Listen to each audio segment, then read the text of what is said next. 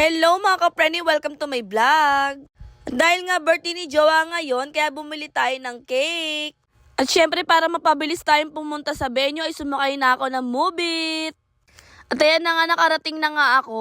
Medyo gutom na nga ako niyan kaya sumubo muna ako. Nagsidatingan na nga rin yung mga iba at yung isa dyan, yung boss namin ay bagong gising lamang. O kita nyo naman mga ka-preni, hindi namin to bahay ha. Nakikibahay lamang kami. Shoutout nga pala kay Miss Bea. At pinayagan nyo kaming mag-celebrate dito sa bahay nyo. Tamang kwentuhan muna kami bago mag-prepare ng aming kakainin.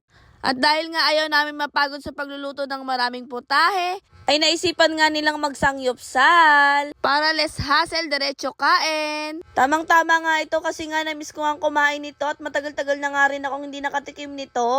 Sa mga nagtatanong dyan kung saan nga ito nabili, doon lamang yun sa may Korean Mart.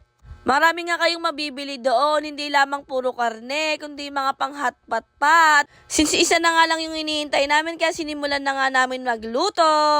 At syempre sobrang excited ko na nga dyan, at dahil makakatikim na ulit ako niyan. Matagal-tagal na nga rin nung huli akong kumain nito. Sa pagkakaalam ko ay taon na nga.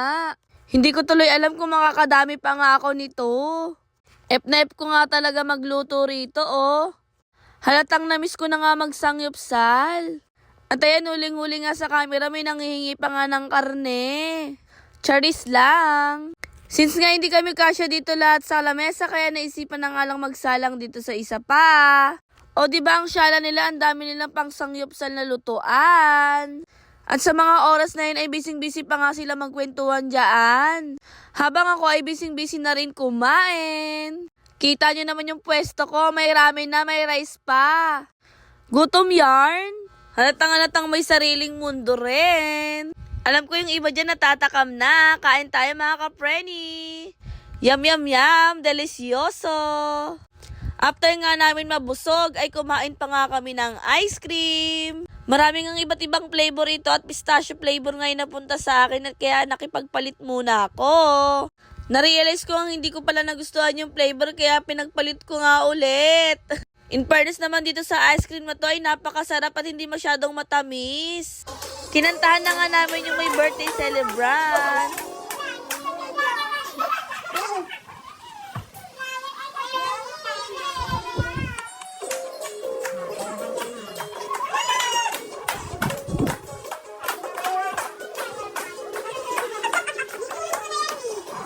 After ng kainan na ito nga yung mga may iwang hugasan.